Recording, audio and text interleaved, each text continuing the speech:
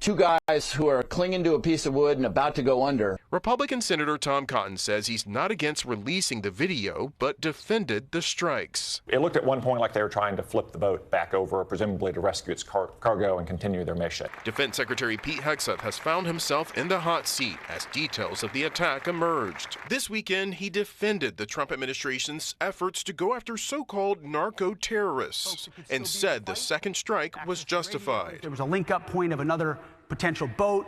Drugs were still there. They were actively interacting with them. Had to take that read. I said, Roger, sounds good.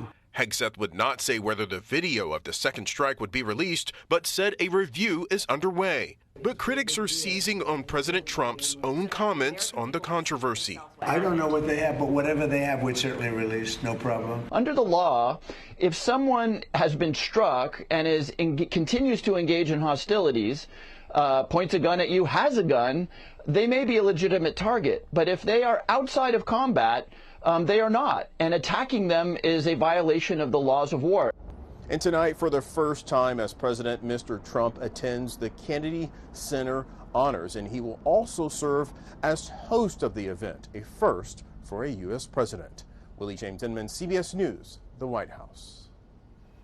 Israeli Prime Minister Benjamin Netanyahu said he expects the Gaza ceasefire plan to move into the second phase, quote, very shortly. At a meeting today with the German chancellor, he also warned negotiations would be as equally difficult as the first stage.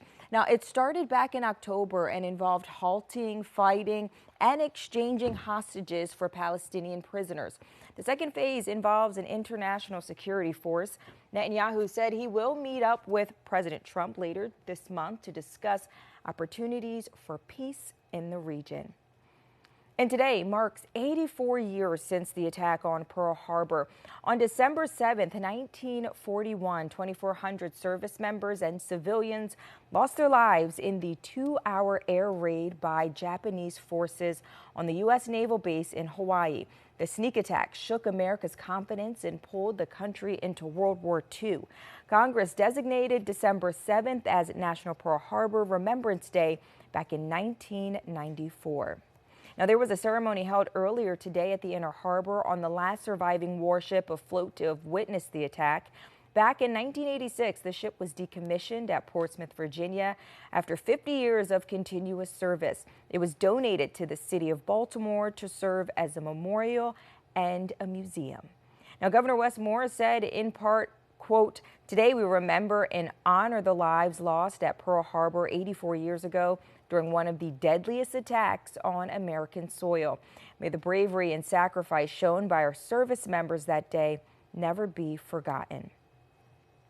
Well, still to come, more problems at the Louvre Museum in Paris. A water leak in one of the museum's libraries has damaged up to 400 documents, but not any pieces of art, most of which are from the late 19th century and early 20th century.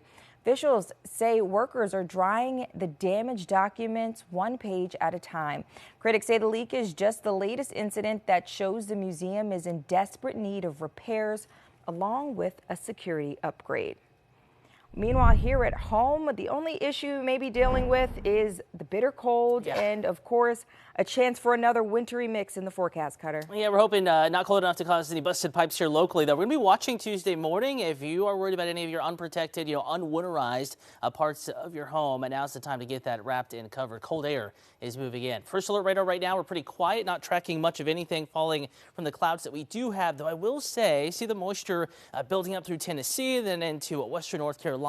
We will see that kind of right up the Appalachians, and we're looking at snow breaking out across Virginia tomorrow. This one will remain to our south. It's plain old cold tomorrow, 28 in the city, 28 Westminster, 27 Bel Air, 26 in Cumberland, 18 in Foggy and McHenry, 28 Easton, and again, right around freezing in Stevensville. These are actual temperatures. It will feel even colder than that when the wind blows. We're on your corner neighborhood forecast for Howard County, south and west sides of the metro, Ellicott City, 29, Columbia 29, get up to Lisbon 28, Poplar Springs 28 as well. A well below freezing start to the day in Howard County. Make sure your students, you yourselves, are bundled up tomorrow morning.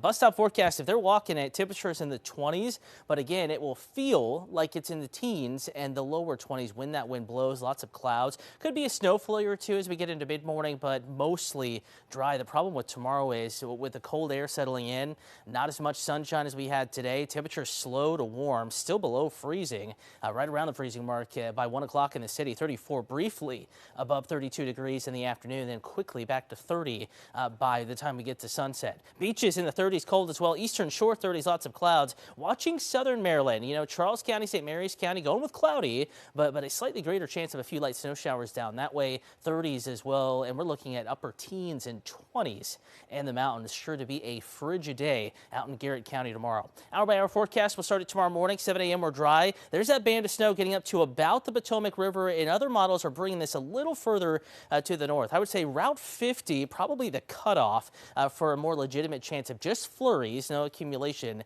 The accumulating snow will remain well to our south. High temperatures tomorrow afternoon, not much better than in the morning. 31 in Bel Air, 35 Baltimore, below freezing Westminster, right at 30 Hagerstown, Annapolis 35, Cambridge 34, and again, it is going to be breezy, so it will feel even colder than that.